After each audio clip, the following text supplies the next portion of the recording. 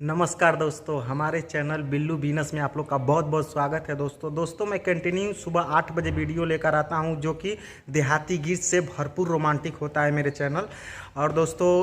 आज मैं भसुर जी की बहुत ही सुंदर गाली गीत लेकर आया हूं। तो दोस्तों प्लीज़ चैनल को सब्सक्राइब करिए और गीत का मज़ा लीजिए और देखिए कितना प्यारा सा गीत। सखी शादी के पूरी ना खाए भसुर गरियाव भरपूर गरियाव भरपूर दाँत निकरल बा हो दाँत निकरल बा देखे में लागे असुर गरियाव भरपूर सखी समधि के हो सखी समधि के तनिको ना आवे सहुर गरियाव भरपूर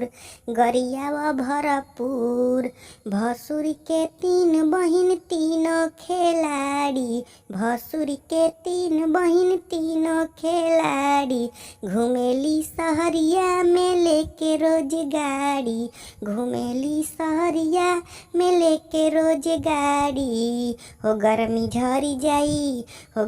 झरी जाई जहिया वहीं गोरखपुर गरियाव भरपूर सखी समधि के हो सखी भसुर के तनिको ना आवता लूर गरियाव भरपूर दुल्हा के माई घुंघुटवा में रहे दिलवा के बात नहीं केहू से कहे देखो दुल्हा